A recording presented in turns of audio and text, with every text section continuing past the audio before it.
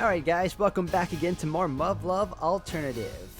We are now working on trying to tune with Tamika and hopefully get her back to, I don't want to use the word working order, but at the same time we're trying to bring her back to as normal as possible so that she can actually aid us in the fight against the betas. And that's where we are right now guys, so yep, progress is being made, not that fast, but you know, it's moving along at a pretty decent pace, but we're going to continue on from there and see how it goes. So if anything else, hope you all continue to enjoy. Thank you again for all love and support. And here we go. So even with no lasers to worry about, every single hive infiltration attempt thus far has ended in failure. Unless you count the Yokohama hive, but that was all thanks to the G-bombs. It wasn't won by infiltration units alone. A victory like that wouldn't really be good enough, given Alternative 4's actual objective. 気が楽な戦闘などベータとの戦いには存在しない。軽口を叩くのは構わない。だが気は緩めるな。Got it. レーザー属種を最優先撃破と言われ、無思考で機械的に対処することは貴様だけではなく部隊にとっても危険な行為だぞ。Yes, I understand. I wasn't trying to downplay anything though. Am I getting desensitized to this stuff? Or maybe my mind's too preoccupied with Tamika and all the other timelines I've messed up to give this attention it deserves. Have I subconsciously moved saving this world lower down on my priorities list? I sure as hell hope not. レーザー属種に時間を割きすぎたな。少し急ごう。But we still got plenty of time. Does the captain have something to do after this? 次は地上であれ校内であれ最も多く顔を合わせることになるお友達を紹介する。グラップラー級ベータメディウム、敵戦力の中核をなす種族だ。 Oh, this one does look like a grappler. This bastard. こいつの近接格闘戦能力は非常に高く、防御力もかなりのものだ。対人探知能力もかなり高い。というように頑強な二対の前腕が最大の武器となっている。前腕を広げた最大全幅は約39メートル。しかもこの図体でも動きは速く、低上縁旋回能力も高い。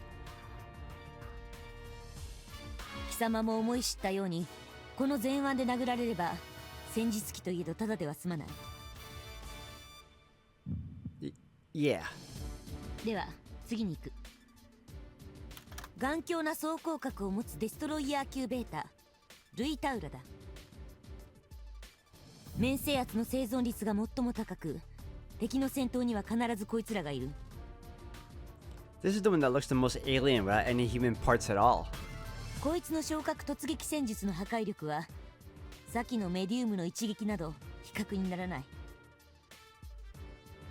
機動制御能力、特に旋回能力は低く、対人探知能力も全ベータ中最低だが、それはこいつの特徴である直線的軌道のせいで急激な方向転換が効かないだけだとする説もある。直線移動の最高速は時速約 170km。 ベータ最強の防御力を誇る強力な昇格と装甲が一体化した。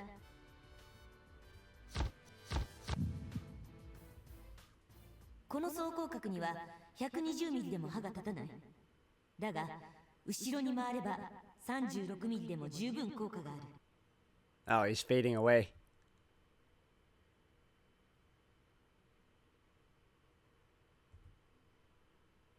しかし状況が変われば後ろを取ることは容易ではなくなる。背部構内での戦闘がそうだ。回避スペースが限定された背部構内では、こいつの直線的で単純な攻撃がとてつもなく恐ろしいものになるのだ。 Dude, what the hell's wrong with me? I gotta pull myself together. 地形や状況の変化によって敵の戦力評価は刻々と変わる。兵士は常にそれを忘れてはならない。これが現在確認されている最大種フォート級ベータグラビスだ。 God damn it. I'm supposed to be over this by now. They forced me to go through hypnotherapy, didn't they? So why isn't it suppressing this shit? こいつは的も大きく動作も敏捷とは言い難い。対人探知能力も比較的低いので脅威度は低く設定されている。だが防御力と耐久力は侮れない。36ミリでの攻撃は無駄だ。120ミリでも狙いどころを絞らなければ効果は薄い。射撃であれ近接戦闘であれ、参道構造各部の接合部分を狙うのが最も有効だろう。だが注意しろ。迂闊に近づくのはかなり危険だ。こいつの太い足による打撃はグラップラー級のそれに勝るとも劣らない。そして万が一その鋭い先端で踏みつけられれば戦術機といえど串刺しだ。また尾節には全長約50メートルの触手が収められている。露出している鍵爪状の触角はその先端部だ。こいつはこの触手を振り回すことで後方や側方の視覚をカバーする。しかも10本の足や体には絶対激突させないという信じがたい器用さだ。こいつの触角はデストロイヤー級の広角やグラップラー級の前腕同様モースコード15以上、つまりダイヤモンド以上の硬さがある。またこの触角が何かに激突するとその先端から強酸性溶化液が分泌されるので注意しておけ。強化装備でも10秒持つかどうかだ。That would entail a direct hit to the cockpit. Pretty sure I'd be killed by the impact long before the acid got to me. その他には小型種がフォート級の体内から出現したという報告が数多くあり、戦闘終了後の安全確認にも十分配慮しなければならない。次に説明する小型の山賊種がそれにあたる。タンク級ベータエクスペディス。小型種全般に言えることだが対人探知能力は極めて高い。ちょうど軍用トラックぐらいの大きさで最大速度も 80km くらいだ。36ミリも十分有効で歩兵の重機関銃でも対処できるが機動力が高く油断ならない。しかもこいつの顎は戦術機の装甲でも噛み砕くほどだ。集団で機体に取りつかれたらそれこそ致命的だ。ついでに教えておくがこいつが最も多くの英士を食っているベータ種だ。もちろん戦術機ごとな。Ah, damn it. 背部構内では特に気をつけろ。ありとあらゆるところからこいつらが湧いてくる。It's only a matter of time before she gets to that one. Am I gonna be able to handle it when I see it? ウォーリアー級ベータバルルスナリスだ。Nope, not that one. 幸いなことにこいつは戦術機の敵ではない。歩兵部隊の援護任務でもなければ無視して構わない。だが貴様がベイルアウトし機械化歩兵装甲で戦う羽目になった時、こいつの本当の恐ろしさを知ることになるだろう。拳銃やライフルでの攻撃も十分効果があるが当てることができればの話だ。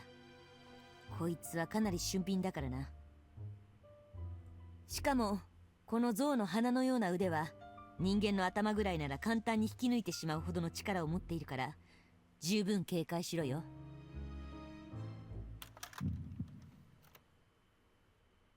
最後にソルジャー級ベータベナトルだ。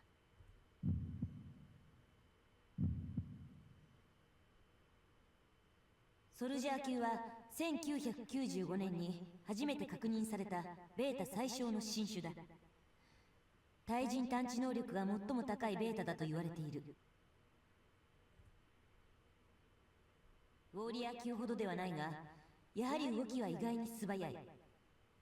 腕力なども人間の数倍はある。だが機械化歩兵装甲の敵ではないから安心しろ。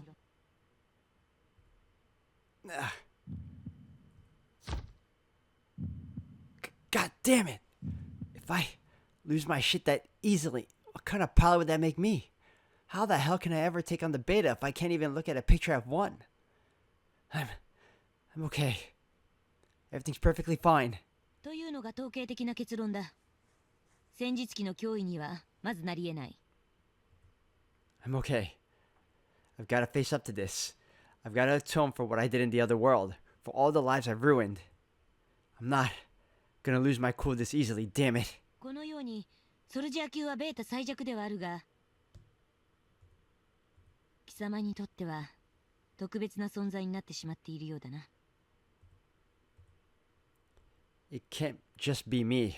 It has to have affected the rest of you guys too, right? いいかしろがね、ソルジャー級を特別視するな。下手をすればそれが命取りになる。そしてそれが部隊の危機に直結することも十分あり得るんだ。今日説明した順番は脅威度の高い順でもある。ソルジャー級は最後に対処すべき相手だ。分かっている。Got it. さっきの貴様ではないが、逆に私のようにその脅威度判断を漫然と。いや、なんでもない。Captain, you're about to blame yourself for Sergeant Jinguji's death, weren't you? ベータ全滅の方を過信せず、もっと警戒を促していれば、あのようなことにはならなかったはずだ。タイだって、もっと警戒を促していれば、あんなことにはならなかったって悔やんでいるんだ。It's just like Lieutenant Hayase said. The captain's hurting too. But does she know the truth behind what happened that day? Does she even know that the beta she helped capture are the reasons Sergeant Jinguji and so many other surface pilots were killed? Actually, considering she's Yuko-sensei's right-hand woman, I'd be more surprised if she didn't know. She may not be as deeply involved with the alternative program as I am, but she's in far enough to know that much. I can't see why Yuko-sensei would feel the need to hide it from her. お前だけじゃない。全員、自分がもっとやれていれば、軍曹があんなことにならなくて済んだんだって思ってるのよ。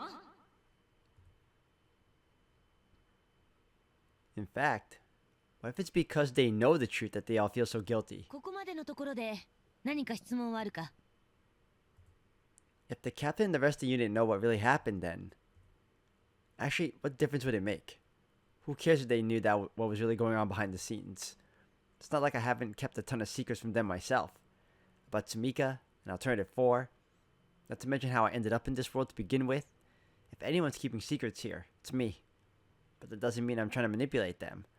I'm not keeping it from them out of spite either, or because I think poorly of them. Even after all the horrible things Sensei told me yesterday, I still decided to go forward with this. Nothing Captain Izumi could tell me is going to shake that resolve, so why bother asking?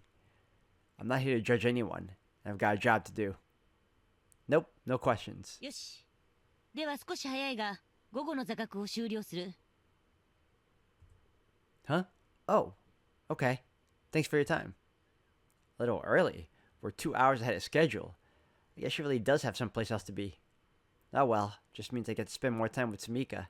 That's what I should really be focusing on anyway. 白金、ちょっと顔貸せ。付き合ってもらいたいところがある。Huh? Oh, okay then.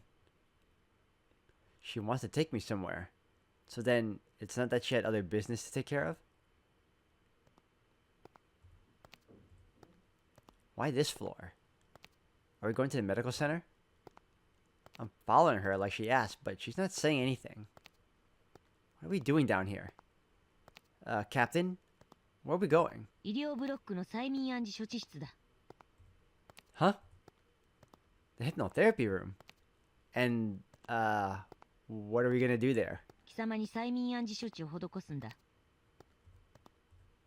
Wait a minute, you're gonna hypnotize me again? But why? 貴様は私の目が節穴だと思っているようだな。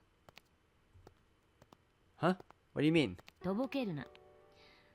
座学の最中、貴様は明らかに動揺していたぞ。ソルジャー級の説明をしているときは特にな。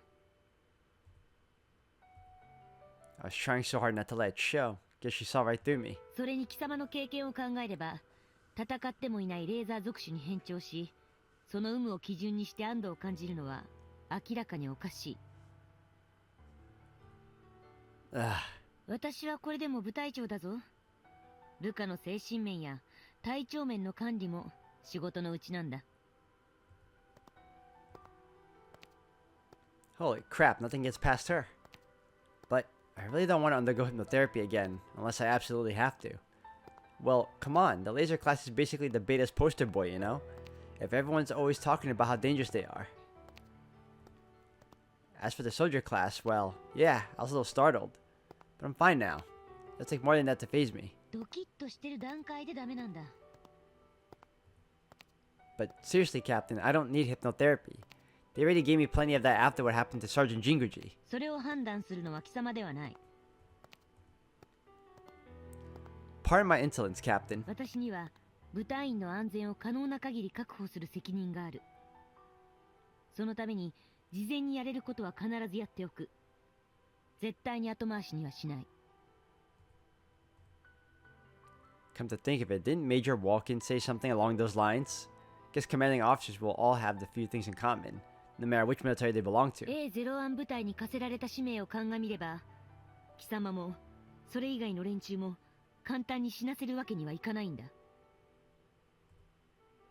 貴様が根性や気合で克服するのを待つわけにはいかない。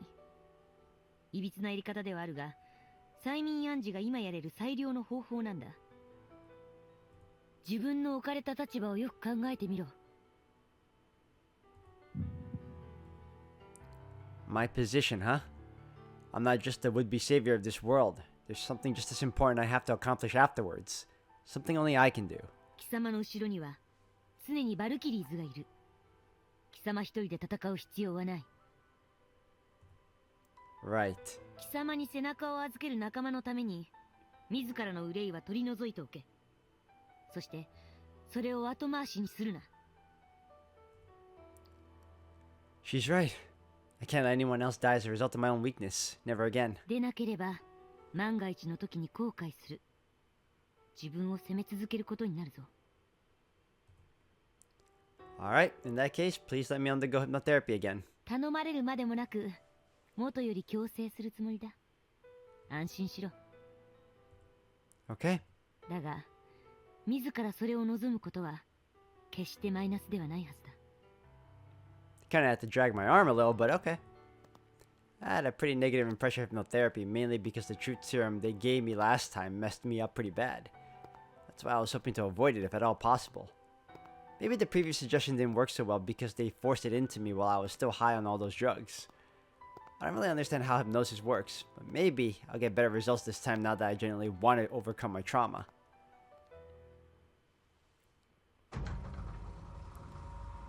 It's finally over. I don't remember much about last time, but I do know that my head was killing me. This time, not so much. Maybe it really was just the drugs after all. 気分はどうだ、白金。 Captain? You've been waiting this entire time? I was in there for an hour and a half, dude. いや、一度詰め所に戻って書類整理をしてから時間を見て戻ってきたんだ。 Ah, I see. Sorry for the trouble. 貴様に詫びられることではない。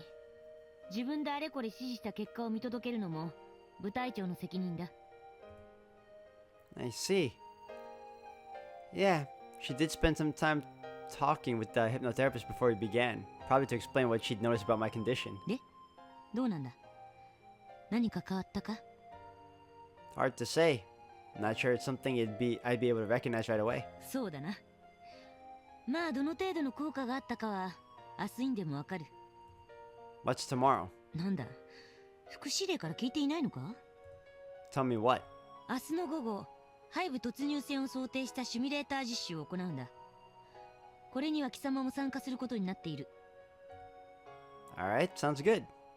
Knowing Yuko Sensei, I'm guessing she just didn't bother telling me because she knew the captain would. とにかく明日の実習に備えて今日はもう休め。自覚はなくても催眠療法は精神的にも相当疲れるはずだからな。 Will do. As much as I'd like to, I still have to go work on Tamika today. 寝る前にこれを飲め。うまい上に回復力を早めてくれる優れものだ。 What is this? Some kind of nutritional drink for surface pilots? Never seen it in the PX before. Thanks. I'll be sure to do that. さて、そろそろ戻るか。夜間演習の準備があるしな。 Hey, Captain. Thanks for everything. なるべく早く休めよ。 I will. She seems really on top of things. I guess she'd have to be as the leader of Alternative Force Special Task Force. She could have just waited for me to report back to her, but since she was the one who ordered me to therapy, she felt obligated to come check up on me once she finished her paperwork. She even brought me this drink to help me recover. She's such a hard worker and super efficient. I mean, for what I've seen, she's the epitome of a perfectionist. I remember being the leader of my own unit back in the previous timeline, but I didn't even come close to her level. She's got the makings of a true leader. Now then, can't forget about my number one obligation, which is to bring Sumika back to normal. I'll grab a quick bite to eat while the mess hall is still open, then head down there. Oh, but before that, I should try that drink the captain gave me. It looks like it's going to be a long night, so it's probably best that I recover as soon as possible.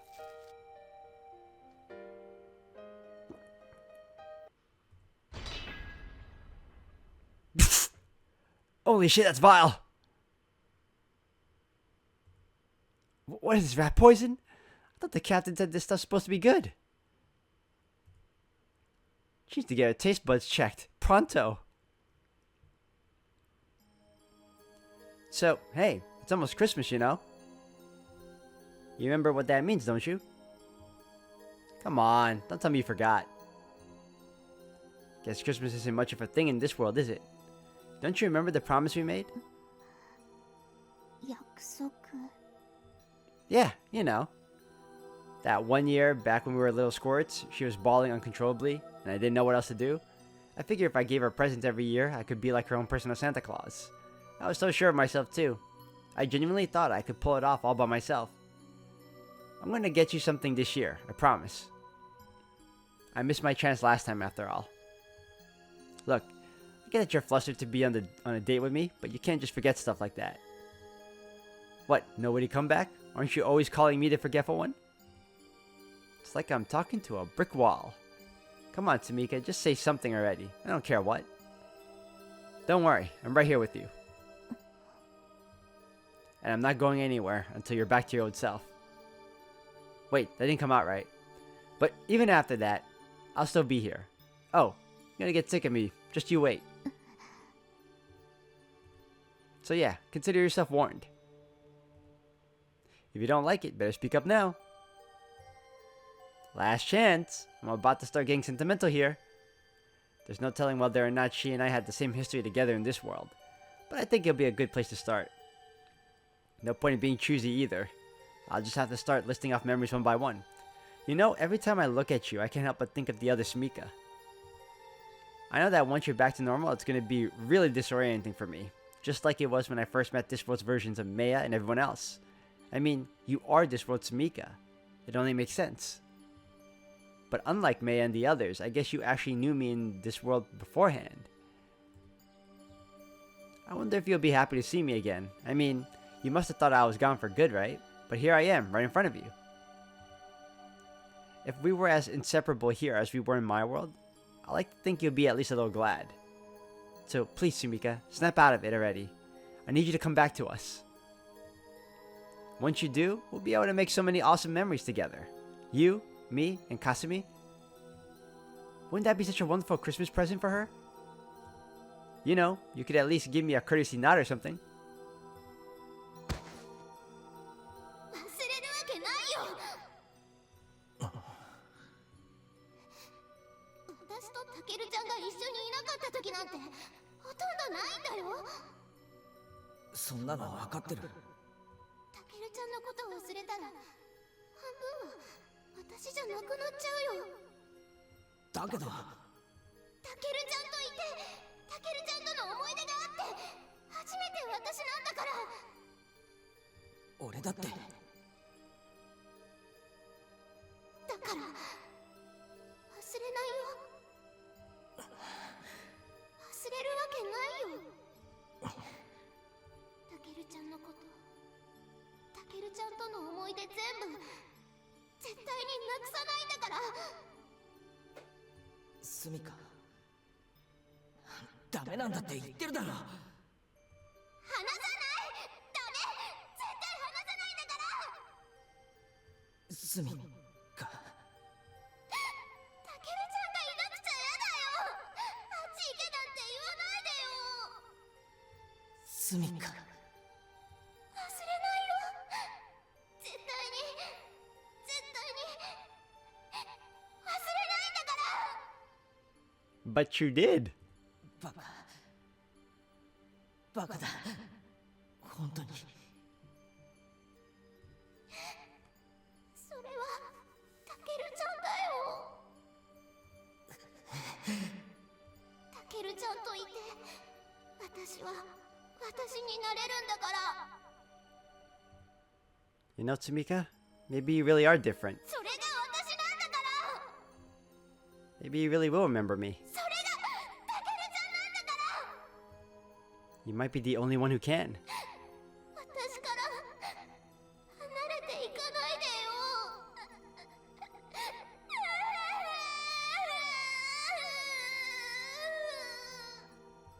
スミカ。スミカ。 You said I was a part of you, and you're a part of me, both in that world and in this one. Regardless of what we've been through, or where we are now, you'll always be Sumika to me. It's not gonna change no matter which world we're in. Even if this body is in your own, no one can ever take that away from you. So please, let me see you smile again. Let me hear your voice. I need you now more than ever, and I'll do whatever it takes to get you back. I'll do whatever it takes, Sumika. You've always believed in me, and I'm not gonna let you down this time. I'm gonna work so hard you'll be struggling to keep up. 頑張る。 And if you've got a problem with that, you better speak up now or forever hold your peace. Do you understand me? You can read my thoughts, right? Ish, I'm just asking for a simple yes or no. Hey, why don't you hit me with your best Joe Milky punch? Really lay one on me. You know, I wouldn't want you to hold back. Hell, go ahead and make it a Joe Milky Phantom. I bet even a supercharged version can't hurt me now. Come on. This isn't how it's supposed to be. Why can't we just screw around like we always used to? Yeah, don't you remember all the things we used to do? All the things we wanted to do, but never got around to? やること。 We had so many things we wanted to do together. And we barely scratched the surface. 約束。 The sky's the limit when I'm with you. We could do anything we set our minds to.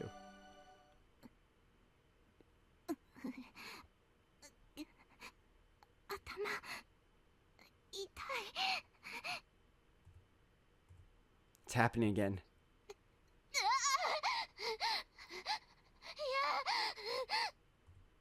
What the hell is this? やだ。いや。取らないで。 Calm down. No one's hurting you. You're fine.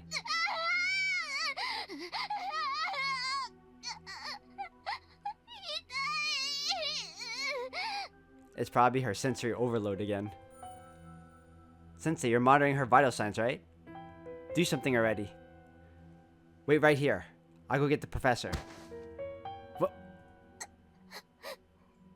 取らないで。 It's okay, Sumika. I'll be right back.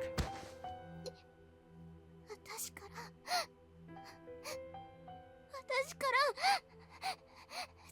取らないで。 I'm telling you, there's nothing to... タケルちゃんは取らないでよ。 Huh? 殺せ。絶対に殺してやる。全部。お前も殺してやるんだから。 I wonder if she was there to witness this version of Takeru's death. Sumika, stop it! Hey, calm down! Ah! What the hell's going on with her? What could she possibly be picturing in her head? I have no clue what's going on. So nothing I can do to help her? If only Kasumi were here, she'd know what to do. Sumika! It's okay, Sumika, I'm right here.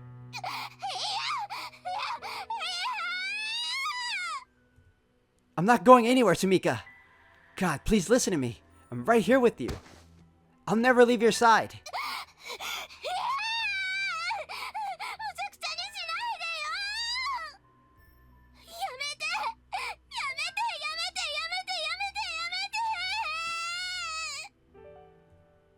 God, is there really nothing more I can do for her?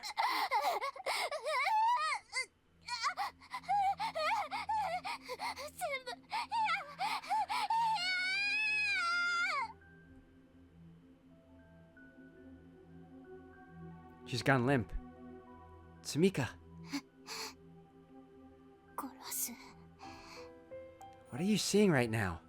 Damn it, why can't I do anything to help? Sumika, 殺してやる。 you're gonna be okay. Look, see? I'm right here. Once you've calmed down a bit, we can keep talking. I've got all sorts of things I want to tell you. Reading your diaries brought back a ton of memories for me, and I want to share them with you. Maybe they won't line up with your memories in this world, but I'd love for you to hear them. There's still so much I want to tell you. We've been through so much together. So I'm not giving up on you, you hear me? I'll never give up on you. で、今はどうなってるの？バイタルは安定しているみたいだけど。Kasumi's looking out there at the moment. だけど、随分と人間性を取り戻してきたじゃない？ Spare me the sarcasm, please. She's not even close. 極めて本気なんだけど。不満そうね。一日の成果にしてはものすごい進歩よ。過去の記録は目を通したんでしょ？ I mean, it just doesn't feel like progress when all I'm doing is sitting and talking with her.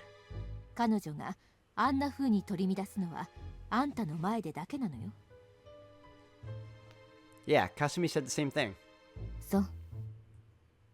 I really just want to help her calm down as soon as possible and get rid of all the static in her mind. I really don't think these little episodes are healthy for her. それでも00ユニット起動からのこの数日間で最も人間らしい反応を示したじゃない？ You really call that human? ええ、そうよ。 But it seems like she's completely terrified for no reason at all, and almost crazed with grief. レポート見たでしょ？殺すだのなんだのって物騒なことしか言ってなかったのよ。もともとあった強い怒りや憎しみ、それに加えて恐怖や悲しみがよみがえった。とんでもない進歩じゃない？ I mean, I guess that's one way of looking at it. But after all she's been through, I think it's only natural that those feelings are so strong. And if we can't help her deal with them, I feel like they're gonna completely drown out any positive emotion she might otherwise have. つまりベータとの接触がトラウマになって一種の PTSD になっているってこと？ I think any encounter with any beta would give anyone PTSD. There's no doubt about that. なるほど。経験者は語るってやつね。ところで、あんたのそれは治ったの？ We can talk about me later. Sumika comes first. そりゃごもっとも。あんたの経験が参考になるかもって思っただけよ。No, you really can't. Excuse me. My treatment was on par with shock therapy I administered completely against my will. If we put Sumika through something like that in her current condition, well, I'm not even sure we could. まだ1日目だし、あんたの影響が出るにしてもすぐには無理でしょ。 Well, yeah, but still. 運用評価試験までに求められるのは最低限の安定性よ。そこにあるのが怒りや憎しみの感情だけだとしても、確実に制御できるようになればそれでいいわ。 Yes, I know. とにかくその日一日、とりあえず最低限の安定性が保証されればまた時間が稼げるわ。 Right. 彼女の心にベータを滅ぼそうという強い意志は確かに存在しているんだから、それをなくす必要はない。彼女が好きだった絵を見せるとか歌を聴かせておくみたいな案でも、戦闘中に安定するなら何でもいいのよ。 For now, I'm just telling her everything I remember about her until I find something she reacts to. それは結構。 Which is why I was hoping you could look into something for me. 何かしら？ I want to know how close Sumika and I were in this world. でしょうね。 Huh? Wait, so you've already looked into it? 当たり前でしょ。あの脳が鏡住処だって分かった時に調べてるわよ。 Oh, right, of course. Okay then, please tell me what you know. 無理よ。 Why? Because it's classified? 違うわ。この辺一帯の民間人は一人も生き残ってなかったのよ。その意味では京塚総長が唯一の生存者と言っていいわ。 Well then, guess that means my parents must be long gone too. I see. 鏡住処の記録を抹消するときに調べたけど、戸籍謄本に他人との人間関係は書いてないから追跡のしようがないわ。地元出身の榊、玉瀬、鎧、柏木、それにいすみ、早瀬に鈴宮たち、 A01 の地元出身者や京塚総長を含め軍人軍属すべてに調査した結果、誰も鏡住処との接点はなかった。当然こちらの意図が察知できないよう婉曲的に調査された結果だから、精度を疑うなら本人たちに聞いてみれば。 There'd be no point. I already asked my entire squad in the previous timeline, and if Sensei wanted to hide something from me, then I'm sure she'd already taken the necessary measures to keep me from finding out. But I can't see why she'd feel the need to do that since turning Sumika is her top priority. And Kasumi's readings haven't turned up anything either, I take it. 調べさせるけど大したものはなかったはずよ。 That means she found something at least. あるにはあるけど断片的なものしかなかったわよ。 But hasn't Kasumi been talking to her ever since she was first put in the cylinder? 今よりは多少マシだったっていう程度よ。なんて言っても精神崩壊寸前だったんだから。安定してからも会いたいとか起こしに行くとかそのレベル。ま、直接見てちょうだい。 Yes, ma'am. Doesn't sound like I'm gonna get any real information out of her. Asking Kasumi directly probably is the best solution here. とにかく運用評価試験までになんとか体裁を整えてちょうだい。バックアップはするわ。 Okay. Oh, Kasumi. Perfect timing. Hey, Kasumi. Thanks for looking after Sumika. How is she? 何も反応がありません。 Excuse me. Hey, C. So it's really hard just when she's with me, though. I'd say those episodes qualify as a bit more than a simple response. 今は眠っています。 Ah, okay. So she even sleeps like a human, huh? Though I'm guessing there's some kind of practical function that serves too. Now, if only she could eat food like the rest of us. Nobody would be able to tell the difference. And yet, while she may be eerily human in some ways, her mind's not quite there yet. Ah, right. I was gonna ask Kasumi about my relationship with Sumika in this world. There may not be too much to learn, but I'll take whatever I can get. Hey, I wanted to ask you something about Sumika. I think it might make my job a little easier. You never saw anything about me in her thoughts, did you? Like, any specific memories or significant events I was a part of? You've been her friend since before she became the 00 unit, so I figured you might know a thing or two. Considering how Kasumi acted in the previous timeline, she has to know something, right? 私が見たのは Like what? あなたの寝起き。 What else? あなたが口を開けているところ。 We must have had at least somewhat similar relationship then. She wouldn't have memories of me waking up if we weren't pretty close. What else? あなたが笑っているところ。 Uh-huh. あなたがご飯を食べているところ。 Okay, pause for a second.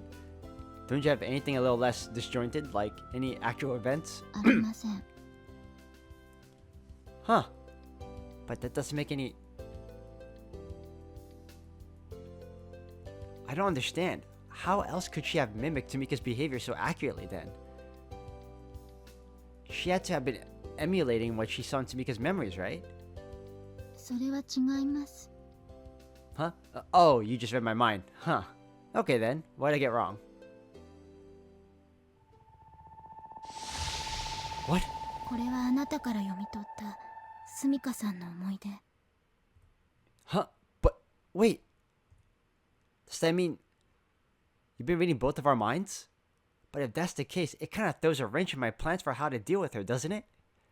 Maybe she doesn't actually have any of the same memories as me after all. ごめんなさい。 Huh? 勝手に見てしまいました。許してください。ごめんなさい。 Nah, it's fine. Don't worry about it. Not like I've got anything to be embarrassed for you to see anyway. 私はスミカさんの思い出がいっぱい欲しかったんです。 Kasumi. 私の心にいっぱいあるスミカさんの思い出はみんなバラバラです。Bits and pieces, huh? Guess Yuko sensei wasn't lying about that. あなたの心にいっぱいあるスミカさんは楽しい思い出がいっぱい。 Well, that's because that version of Sumika had a different upbringing, a different outlook. だからどうしてもそれが欲しかったんです。 Gotcha. 許してください。人らしい思い出が、自分のオリジナルが全くないヤシロはいつしかそれを本当の思い出だと信じ込んでいるんじゃないかしらね。だからおそらくヤシロにとって鏡スミカはもう一人の自分なのね。 It's okay, Kasumi. You don't need to apologize. Kasumi identifies with Sumika's memories to a point that she's convinced they're her own. But if Kasumi didn't get those memories from Sumika herself, but from me, then maybe there's no point in talking to her about them after all. I want to help Sumika regain her personality ASAP, but if we don't have any memories in common, then there's no point in doing things the way we've been doing them. In fact, it might even make things worse. Her mind's already in tatters. The last thing I should do is confuse her even more. 迷ったらダメです。 Huh? あなたはなぜこの世界にいるんですか？ Because I came back of my own free will. I have to save Marimo-chan, Sumika, and the world I messed up when I ran away. I'm here to save Sumika. それを信じてください。 Yeah, you're right. それだけ思える人は他にいません。 Right. ますよ。ん？あります。 What do you mean by that? あなたにしかできないこと。 Only I can do, huh? あります。 Thanks, Kasumi. たくさん話してください。 I will. あなたの持っているスミカさんの思い出は楽しいものがいっぱい。 Yeah, they sure are. だから話してあげて。 Kasumi is just as clueless as me. Neither of us know if this will work or not. But if nothing else, I managed to make the other Sumika fall for me. That's definitely reassuring to remember. I'm gonna keep talking to this one and try to believe that she'll warm up to me eventually. 大切ですか？ Yeah, she is. She'll always be important to me no matter what world she belongs to. Whenever she's not around, it's like I'm missing half of my identity. That's how far back we go. She's just a part of who I am. It took a long time for me to realize that. It involved hurting a lot of people and getting hurt myself. I don't care if she doesn't feel the same way about me. I don't care if we never had that kind of relationship in this world. I want to do everything I can for her. 頑張りましょう。 Yeah, I know we will. はい。 Be sure to rest up for tomorrow, Kasumi. I got training in the afternoon, so I'll be a while. はい。 I'll come down as soon as it's over. Hope you can manage on your own until then. 大丈夫です。 Well, good night. おやすみなさい。 You can tell that Kasumi changed a lot more too. Besides the fact that she's more outgoing, her demeanor is different. I like it. We're on the 20th already. Whew! Time is going by.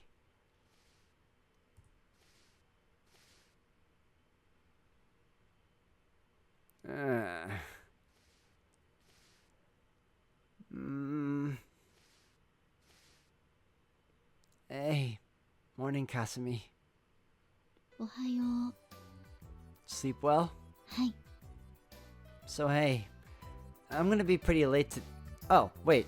I already told you last night, didn't I? はい。 Guess I'm still half asleep. バイバイ。 Huh? Is that all I get today? Hey, Kasumi. Whoops. Probably should have thought of something to say before calling her name. So like... Oh, I know. Hey, so Christmas Eve's coming up on the 24th.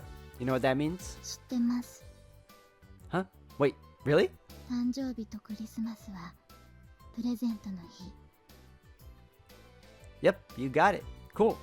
And this will be easy to explain. Short version is, I used to give Sumika presents back in my world. So I was thinking that doing the same thing here might help push her in the right direction. What do you think?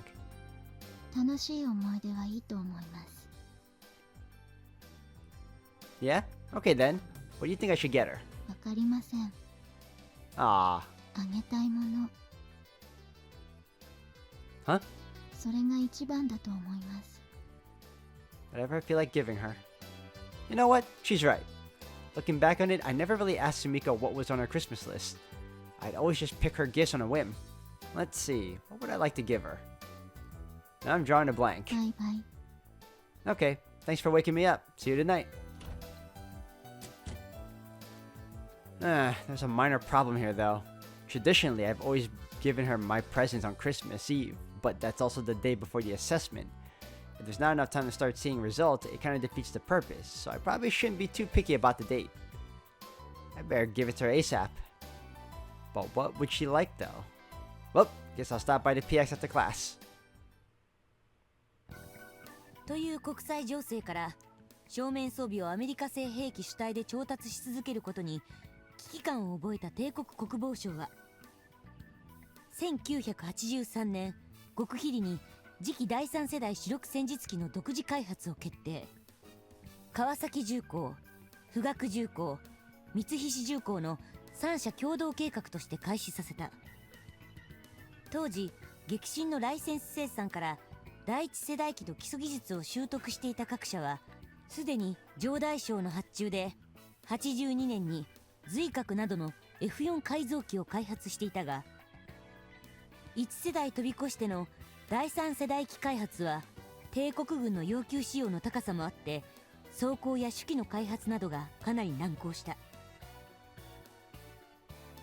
No wonder each successive generation uses totally different design concepts. The difference between the first and the third is staggering.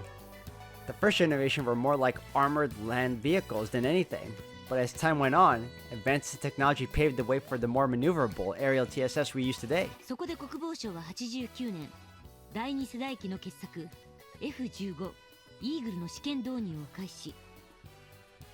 同機のライセンス生産をすることで第2世代機を徹底研究し、独自開発可能な第3世代機の設計に着手。 So basically, we straight up stole America's ideas. Well, to be fair, I guess all innovation comes from tinkering with existing technology to keep up with modern needs.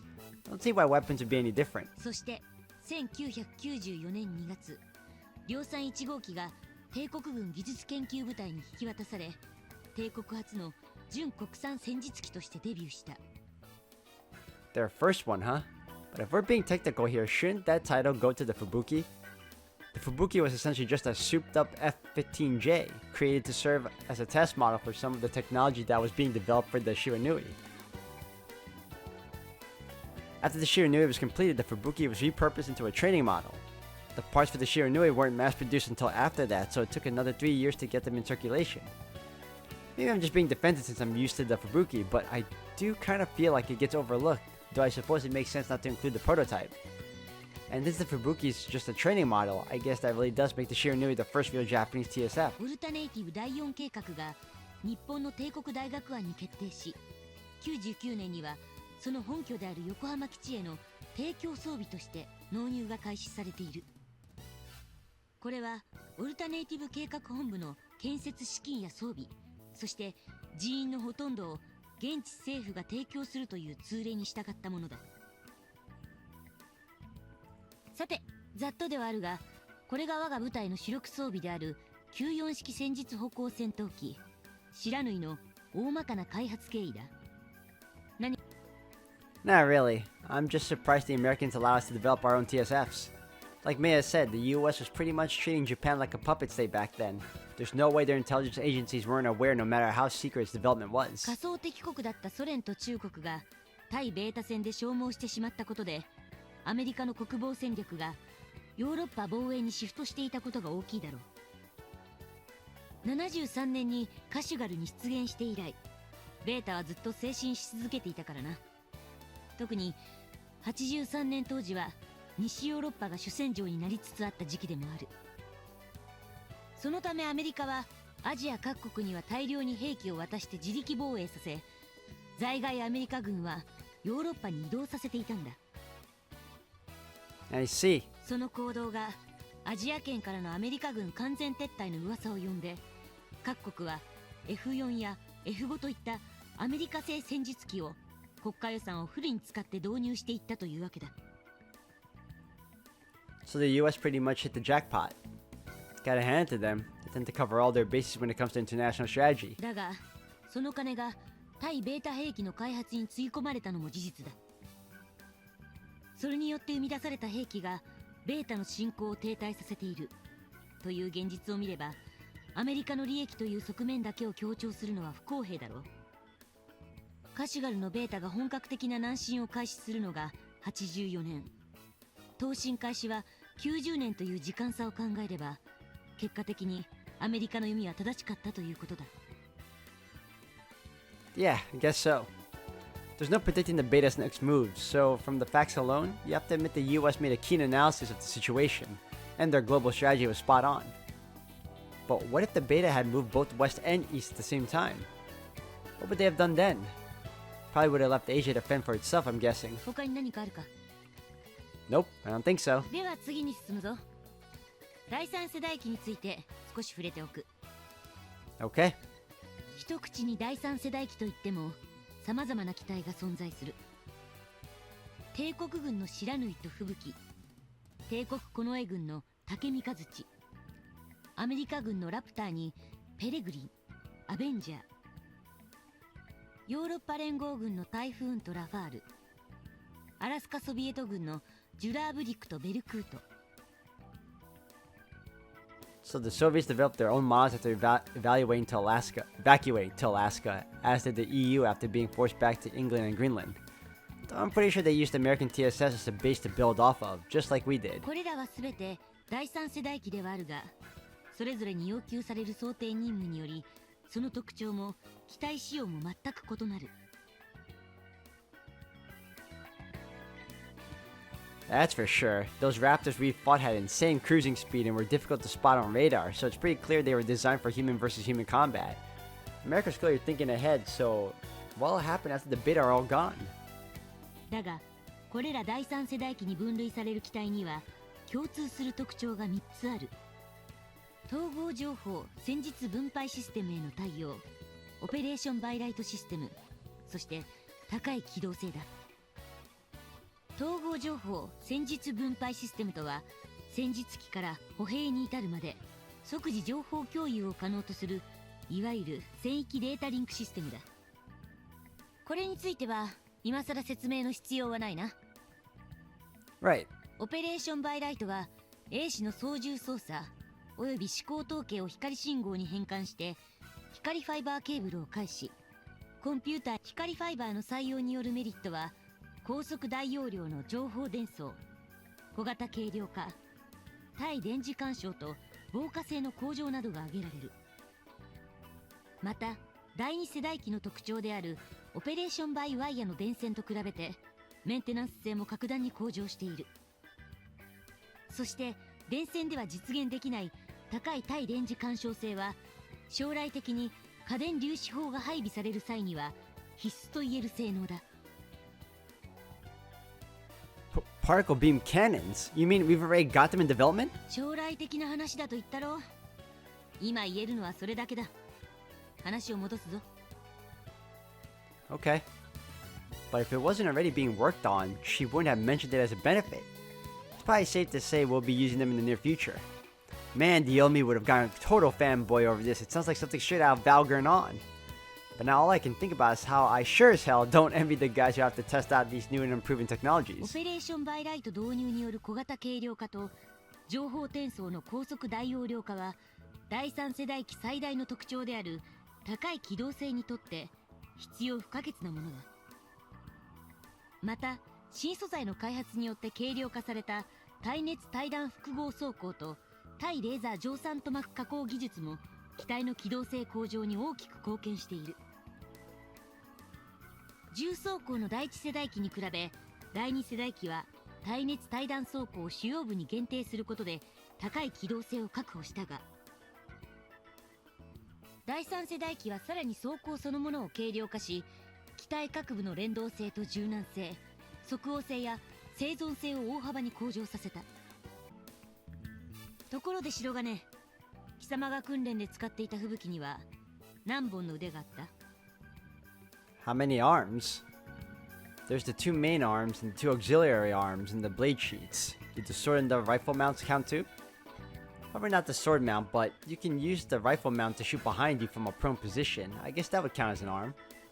6 in total. ほう、正解だ。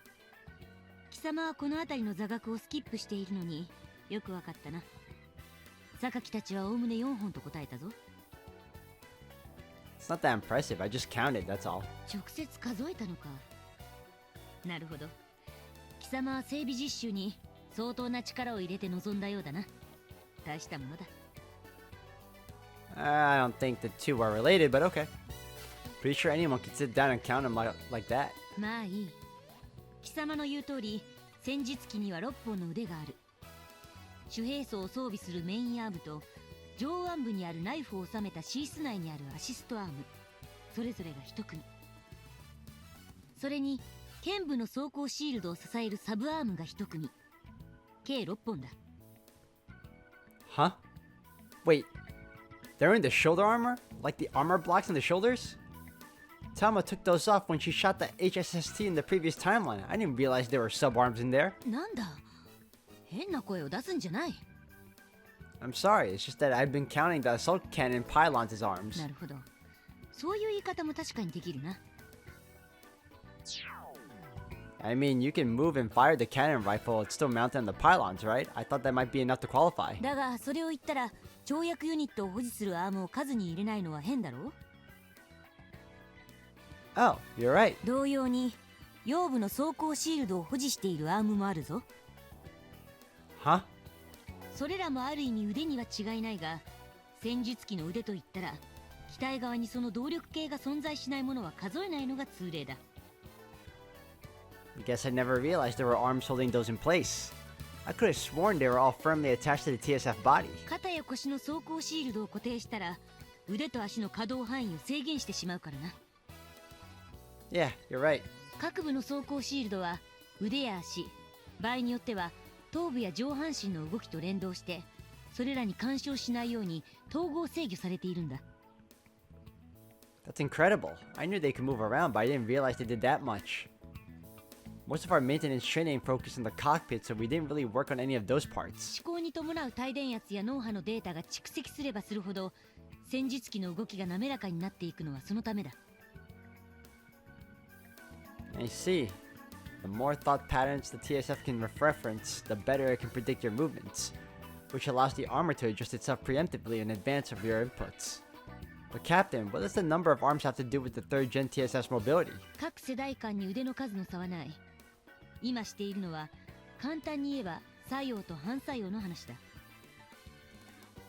Huh? 戦術機の機動性に直結する機体総重量の多くを剣部装甲シールドが占めているのは知っているな。 Yes. それほど重くて大きなものをわざわざ肩に装備する理由は主に3つある。まず第一に敵の攻撃からセンサーやコクピットなど最重要部を防護するために分厚い装甲が必要であること。 I know that much. Statistically, more TSFs are taken out by an upper body hit than anything else. 次にメインアームおよび上半身の運動に対するカウンターウェイト、もしくはバランサーとしての機能。そして最後に重心位置を高くすることで機体の静安性を打ち消し運動性を高めるためだ。 Right, TSFs are made up of tip over easily in order to be as mobile as possible and use electronic systems to maintain stability. 軽量装甲材の採用によって機体総重量が大幅に軽減され機動性が向上したことはすでに説明したが、総重量の多くを占める剣部装甲シールドの軽量化はサブアームやメインアームを含む上半身の反応速度を飛躍的に向上させる結果となった。 I see. Now I understand why we're talking about arms. 何が分かった？言ってみろ。 Operation by light and advancements in avionics might increase a TSS overall reaction speed, but it would all be pointless if the subarms holding those heavy shields are too slow to keep up. At a certain point, the main limbs will just be moving too fast. They'll collide with the armor and limit the TSF's range of motion. That said, making the shoulder armor any less bulky would throw off the overall weight distribution and decrease mobility, while also leaving your most vulnerable areas exposed. The same logic applies to the same limbs. Obviously, you don't want them to be too heavy because then you'd have a ton of recoil anytime you swing them. その通りだ。貴様はいろいろと独自に調べているようだな。兵士として良い心がけだ。Thank you very much. Though to be fair, that's only because I got more experience with TSS than the rest of my squad. 軽量化装甲とオペレーションバイライト、そして効率化された高出力エンジン。第3世代機の驚異的な機動性はこれらの相乗効果によってもたらされているんだ。